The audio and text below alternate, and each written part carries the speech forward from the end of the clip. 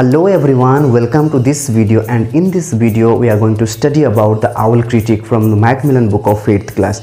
And in this video I will cover up the biographical sketch of the writer, the glossary. It means that all hard words and meanings I will give you, and sentence wise explanation and moral of the story. And most important thing of this part is the poetical device. I will explain each and every poetical devices. तो दोस्तों ये video बहुत ही interesting और informative होने वाला है। अगर आपको ये लेसन समझना है तो आपको from the beginning to till end you need to see it. So I will try to make you understand it a very simple and normal way with a very soft words. तो चलिए शुरू करते हैं. Before getting into the chapter, now let's understand about the biographical sketch of the writer. As you know students, the writer of this poem is James Thomas Fields. He was born on 31st December 1817, Portsmouth, New Hampshire, United States, and was died on 24th April 1881, Boston, Massachusetts, United States. He was an American poet, editor and a publisher. He is best known for his poems The Owl Critique and The Ballad of the Tempest. He shared a close relationship with writers such as Nathaniel Hawthorne, Herman Melville, William Wordsworth, Charles Dickens, William Makepeace, Thackeray and others, details of which he has recorded in his book Yesterdays with Authors. Now we will read about this amusing poem in which a self-proclaimed owl critic enters a barber shop, finds a stuffed owl and criticizes its constructions heavily. Find out what surprise awaits him. Now let's get into the chapter. Who stuffed that white owl? No one spoke in the shop. The barber was busy and he could not stop. The customers waiting their turns were all reading the Daily, the Herald, the Post, little heeding the young man who blurted out such a blunt question. Not one raised a head or even made suggestion, and the barber kept on shaving. तो अभी हम हिंदी में समझते हैं ये paragraph को.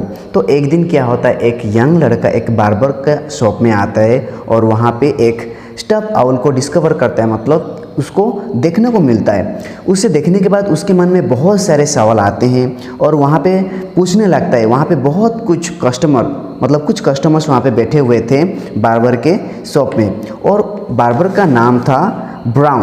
वहाँ पे जो शॉप का जो ओनर था वो था बार्बर और उसका नाम था ब्राउन. तो वो यंग लड़का सबको पूछने लगता है कि किसने ये वाइट आउल को यहाँ पे रखा है, किसने ये वाइट आउल को यहाँ पे स्टफ़ किया हुआ है. लेकिन कोई भी वो लड़का का सवाल का जवाब नहीं दिया, क्योंकि हर कोई अपने अपने काम में बिजी थे. कोई न्यूज़पेपर पढ़ रहा था, कोई अपनी टर्न का इंतज़ार कर रहा था, कोई भी अपने सर उठाया नहीं और कोई भी कुछ भी सजेशन नहीं दिया, क्योंकि हर कोई अपने अपने काम में बिजी थे. और वो अपना जो बार्बर है वो भी अपना काम में, मतलब वो शेविंग काम में बिजी था. Don't you see mister Brown, cried the youth with a frown.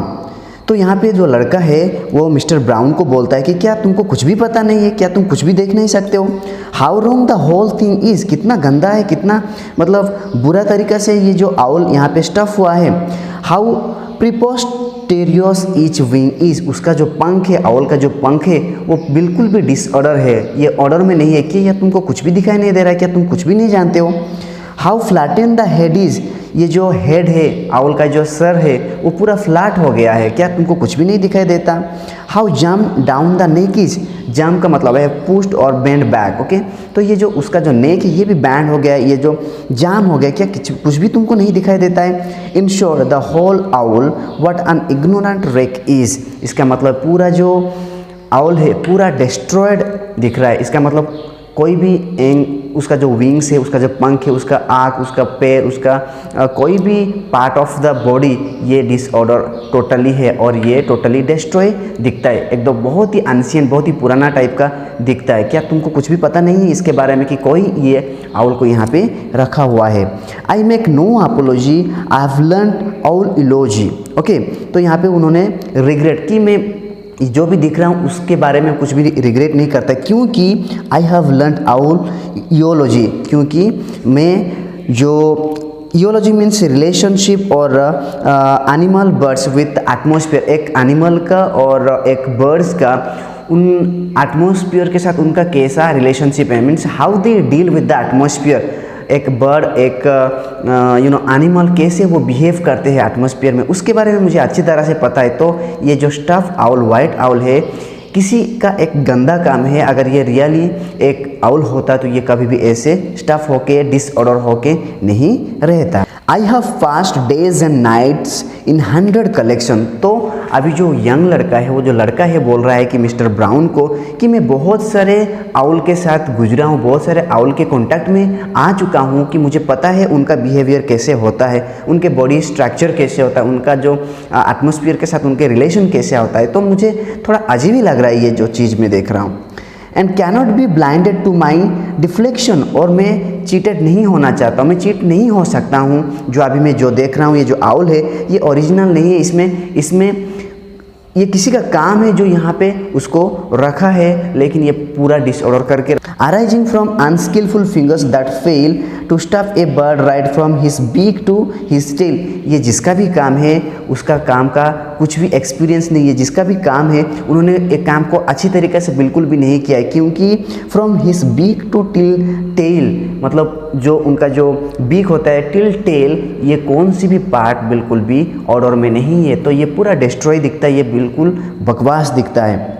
Mister brown, do take that bird down. Okay, now the young boy is saying to Mr. Brown, as you can see it's a exclamation mark, he is raising his voice, I mean making his strong emotion and strong feeling, strong voice in that sentence. Mr. Brown, do take that bird down. तो वो लड़का अभी mister brown को बोल रहा है कि भाई तुम एक काम करो, वो जो आउल है उसको नीचे लेके आओ, उसको नीचे लेके आओ, और you will soon be the laughing stock all over town and the barber kept on shaving. अगर तुम वो आउल को नीचे नहीं लेके आए तो ये जो टाउन में जितने सारे लोग हैं तुम पर हंसेंगे। As you can see, this is a contraction form. You will soon. You cannot pronounce it. You will. As I have taught you that you will in a contraction form. You cannot pronounce a whole word. Okay. You will. You can't pronounce here. You have to pronounce here. You'll. Okay. और you will soon be the laughing stock all over town. नहीं तो market में, ये town में हर कोई तुम पर हंसेंगे। तो आपको क्या करना है, वो जो आउल है उसको नीचे लेके आ जाना है। But the barber did not respond anything, he did not listen, he might have listened but he did not respond. उन्होंने कुछ भी नहीं बताया वो लड़का को, वो अपने काम में बिजी रहा। Let's move on to the next paragraph. I've studied owls. As I have said that I is capital because it starts the sentence, and contraction form is given. I've, you can't pronounce I have. Okay, I've studied owls and other night fowls. Okay, तो जो लड़का है वो बोल रहा है कि मैं जो आउल के बारे में बहुत पढ़ चुका हूँ और जो night falls, this is also a group of birds, okay, that comes out at night time. I have studied owls and other night fowls and I tell you what I know to be true. और मैं वही बोल रहा हूँ जो मुझे पता है, जो सच है वही मैं बोल रहा हूँ. And he is going to talk about owl and night fowls now. What I know to be true. And owl cannot roost. An owl cannot roost. एक जो owl होता है वो रूस्ट का मतलब है can't rest for long time, एक ही जगह में मतलब बैठ के, नहीं तो वो जो रोड में बैठ के ज़्यादा टाइम नहीं रह सकते. ठीक है. What I know to be true, an owl cannot roost with his limbs so unloosed. limbs का मतलब है it's a part of a bird, or we can say part of the body that helps to grab, helps to tight arms. okay, एक part है जो हमारा body का जो arm का पार्ट है उसको ग्रैब करने के लिए, उसको टाइटली रखने के लिए मदद करता है. ठीक है. विथ हिज लिम्स सो अनलूज, वो जो पार्ट है उसका बहुत ही क्या है, टाइट है, बहुत ही टाइट है. This not loose, with his limbs so unloosed. No owl in this world ever had his claws curled. कोई भी ऐसे आउल दुनिया में नहीं है जिसका क्लोज का मतलब क्या है, बर्ड का फुट है, उनका जो पैर है.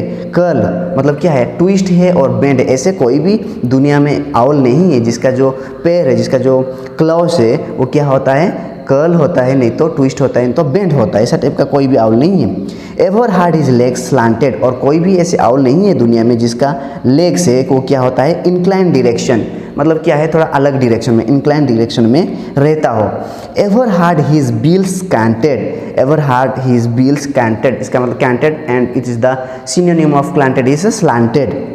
Ever had his neck screwed, और उसका जो नेक है वो स्क्रू जैसा टर्न और ट्विस्ट नहीं होता है। इनटू दैट एटीट्यूड, ये सब को देखने के बाद I must say that he can't do it, because जो भी वो वाइट आउल को ऐसे स्टफ करके रखा हुआ है, ये सब देखने के बाद मुझे नहीं लगता कि वो एक अच्छा काम किया है, वो अपना काम में इतना एक्सपीरियंस है। This against all bird loss, वो एक बर्ड को जैसे ऐसे करके रखा है, this is all against the bird loss, एक चिड़िया का लॉ के विरुद्ध है, अगेंस्ट है।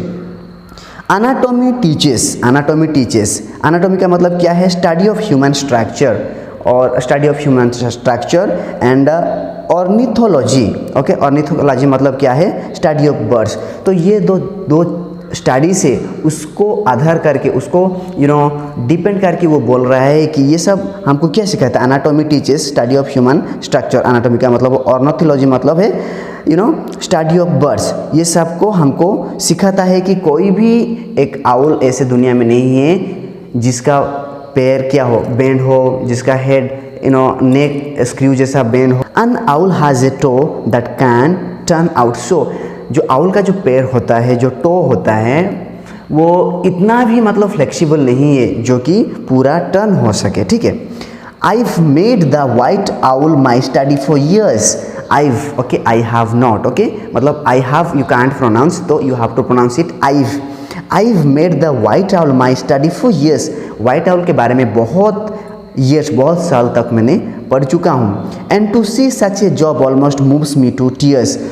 क्योंकि मैं आउल के बारे में बहुत पढ़ चुका हूँ, उनका स्ट्रक्चर क्या आता है, उनका जो एटमॉस्फेयर के साथ उनका रिलेशनशिप क्या होता है, उनका बॉडी स्ट्रक्चर कैसे होता है, वो कहाँ पे कैसे बैठते हैं, सबके बारे में बहुत बार मैं पढ़ चुका हूँ, बहुत सालों से मैं पढ़ चुका हूँ।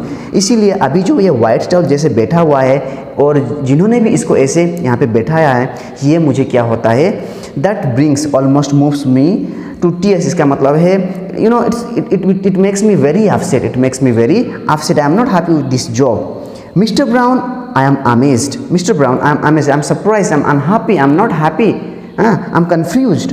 You should be so gone crazed. I think तुम पागल हो गए हो कि मतलब आप भी मतलब जब जानोगे कि ब्राउन के बारे में जब वाइट आउल के बारे में तुम जानोगे, आप भी अमेज्ड हो जाओगे कि उनका सच में रियलिटी क्या है। एंड जब तुम ये जो वाइट आउल को देखते हो तभी उनका रियलिटी क्या है। इसीलिए जो भी ये काम किया है, जो भी इसको ये जो वाइट आउल को ऐसे यहाँ पे स्टफ करके रखा हो, ये कभी भी अच्छा काम नहीं किया है। और ये बर्ड्स के अगेंस्ट है, बर्ड्स का जो लॉ है उसके अगेंस्ट है। I think he feels like the man who has done this job, he is torturing or he has kept that owl in disorder to the owl. You should be so gone crazed and to put up a bird in that posture absurd. To look at the owl really brings an dizziness. The man who stuffed him don't half know his business. And the barber kept on shaving. Okay, to look at owl really brings on dizzying. तो ये जो बार को मैं देख रहा हूँ, ये मुझे क्या हो रहा है कि विदाउट सेंस, लाइक सेंस मुझे आउट ऑफ सेंस कर रहा है इसका जो काम है। And he speaking finally the young man is speaking about the person he predicts that somebody's work this is. And the man who stuffed him don't have know his business, की जो आदमी जो भी पर्सन इसको किया है ऐसे, ये जो आउल को ऐसे बिठाया यहाँ पे, आउल को ऐसे स्टफ किया है, वो अपना काम को बिल्कुल भी सही तरीक़ा से नहीं किया है। And the barber kept on saving, और बार्बर भी अपना काम में ही बिजी रहा, उन्होंने किसी को भी रेस्पॉन्ड नहीं किया।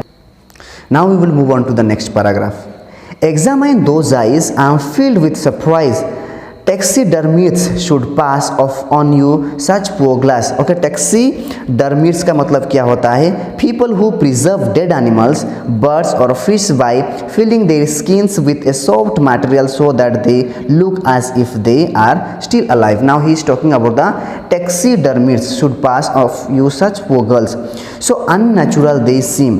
They'd make Audubon scream and John Burroughs laugh to encounter such chap. तो यहाँ पे वो जो लड़का है वो बात कर रहा है कि टैक्सीडर्मिस्ट जो है, जो कुछ डेड एनिमल्स को, डेड बर्ड्स को वहाँ पे प्रिजर्व करके रखते हैं ताकि वो रियल दिखे, उनके बारे में भी बता रहा है। और एक जो आदमी है, एक जो पर्सन है, Audubon and John, they are also very famous about the reading of birds. उनके जो बारे में जो रिसर्च करते हैं, उनका जो 2 नाम यहाँ पे लिखा गया है। अगर वो भी तुम्हारा ये जो काम देखेंगे तो वो बहुत हंसेंगे, बहुत हंसेंगे। टू एनकाउंटर सच चाप, चाप का मतलब है वर्थलेस थिंग। जब वो एनकाउंटर करेंगे, जब वो ये काम को देखेंगे, जब ये आउल को देखेंगे, वो बहुत ही हंसेंगे। Now we will move on to the another paragraph. Do take that bird down, have him stuffed again brown, and the barber kept on shaving. Okay, तो वहाँ पे फाइनली वो बोल रहा है कि तो इसलिए आपको क्या करना है, वो जो व्हाइट आउल जो आपको दिख रहा है, आपको क्या करना है, उसको नीचे लेके आ जाना, नहीं तो बहुत सारे लोग तुम्हारे ऊपर हंसेंगे। But the barber kept on shaving, he did not respond anything. With some sawdust and bark, I would stuff in the dark an owl better than that. Okay, sawdust का मतलब है it's like a fabric. Okay, now he is talking about the sawdust. उसको use करके मैं एक क्या बना सकता हूँ, I could make an old hat, कि मैं owl के लिए एक old hat बना सकता हूँ। Look more like an owl, कि उसको बना के एक मैं ऐसे चीज़ बनाऊँगा जो कि एक रियल owl जैसा दिखे। Look more like an owl than that horrid fowl, वो जो आउल दिख रहा है उससे भी बेहतर मैं बना सकता हूँ। किसको यूज़ करके, सो डस्ट को। Stuck up there so stiff like a side of coarse leather, in fact about him there's not one natural feather. Now he is talking about stuck up there stiff like a side of coarse leather. वहाँ पे जो leather है वो जैसे stick हुआ है, जैसे पूरा एकदम स्टिफ हो गया है, जैसे स्टफ हो गया है, वो बिल्कुल भी रियल नहीं दिखता है। In fact about him there's not one natural feather, वहाँ पे भी जो भी दिख रहा है कि वो कुछ भी नेचुरल नहीं दिख रहा है। Now we will move on to the other paragraph. Just then with a wink and a sly normal lurch. Just then with a wink and a sly normal lurch. तो इसके बाद क्या हुआ, सडनली, विंक का मतलब क्या है, आँख खोलना धीरे धीरे। Okay, slowly the owl opened it's eyes and a sly normal lurch. Sly का मतलब उसको देखना है, फिक्स्ड टाइम में देखना है। द आउल वेरी ग्रेवली, बहुत ही angrily got down from his perch. तो वो जो आउल है वो नीचे आ गया, वो जो जहाँ पे भी जो हॉरिजॉन्टल जो रोड है वहाँ पे बैठ रहा था जो आउल है वो नीचे धीरे आ गया। Worked round and regarded his fault finding critic. तो इसके बाद उन्होंने क्या किया, एक लुक दिया, गेज दिया, किसको, वो क्रिटिक को। ओके, वो आउल क्रिटिक को दिया, वो जो यंग लड़का था उसके ऊपर एक बहुत ही फिक्स्ड लुक दिया। Who thought he was stuffed, किसको दिया, वो यंग लड़का का दिया। यंग लड़का क्या सोच रहा था, यंग लड़का सोच रहा था कि जो आउल है, जो वाइट आउल है, ये ओरिजिनल नहीं है, ये डुप्लीकेट वाला है, और जो भी ये काम इसको ऐसे किया गया है उसका काम बिल्कुल सही नहीं है। हाँ, who thought he was stuffed, और वो जो लड़का है उसको लग रहा था जो आउल है वहाँ पे स्टफ होके रह गया है। विथ ए ग्लांस एनालिटिक मतलब वहाँ पे उसको फिक्स्ड आई में उनको देखने लगा। एंड देन फेयरली हुटेड, कि बहुत ही लाइक गुस्से में और बहुत ही क्लियरली हुटेड का मतलब ये जो साउंड ऑफ आउल। ओके, उन्होंने उसका जो आवाज़ दिया। आज इफ ही शुड से, जैसे कि वो बोलना चाहता है वो बॉय को, your learnings at fault this time anyway. Okay, वो जो आउल है अपना आवाज़ दिया बहुत ही एंग्रीली विथ लाउडली। ओके, उन्होंने एक आवाज़ दिया जैसे कि वो बोलना चाहते हैं वो लड़का को कि आप जो सीखा है, आप जो पढ़े हो वो सब गलत है, मेरे ऊपर जो आप एक्सपेरिमेंट कर रहे थे वो सब गलत है।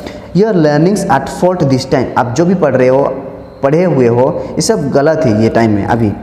Anyway don't waste it again on a live bird, फिर दोबारा आपको ऐसे कोई लाइव बर्ड के ऊपर एक्सपेरिमेंट नहीं करना है। आपका जो नॉलेज है, आपको जो भी कुछ सीख चुके हो, आपका कोई भी एक यंग एंड लाइव बर्ड के ऊपर कोई भी कभी भी इस्तेमाल मत करो। Okay, I pray I am an owl. Okay, I pray I am an owl, so he is trying to make that young man understand that he is the real owl. Another, I'm an owl, you are another. Socrates, good day. Okay. And the barber kept on saving. And the barber kept on saving. तो यहाँ पे भी अभी कुछ भी you know किसी का भी रिएक्शन नहीं था, ना कोई कस्टमर का रिएक्शन था, ना कोई बार्बर का रिएक्शन था. ठीक है. Now we will see what is the moral. ये जो पोएम हमने पढ़े तो इसमें से हमको एक्चुअली क्या सीखने को मिलता है. Okay, so the moral of the poem or the theme of the poem is that we must not judge anyone without knowing the reality. Understand? As it is said, a statement is given, don't judge a book by its cover. इसका मतलब हम किसी को भी जज नहीं करेंगे, किसी के बारे में भी बात नहीं करेंगे जब तक हम इसका रियलिटी को नहीं जानते हैं. जब हम इसकी रियलिटी को जानते हैं, जब हम इसका जो पर्पस को जानते हैं कि सच चीज़ क्या है, हाँ, what is the truth, then only we must give our statement और कीप आवर स्टेटमेंट और स्पीक समथिंग. तो दोस्तों ये था आज का वीडियो और मुझे उम्मीद है ये वीडियो आपको काफ़ी इन्फॉर्मेटिव और काफ़ी अच्छा लगा होगा. अगर अच्छा लगा आपको ये वीडियो तो ज़रूर लाइक करना और दूसरों के साथ शेयर करना. अगर ये वीडियो आपको मदद किया, कुछ काम में आया तो ज़रूर मेरे चैनल को सब्सक्राइब करना टू गेट रेगुलर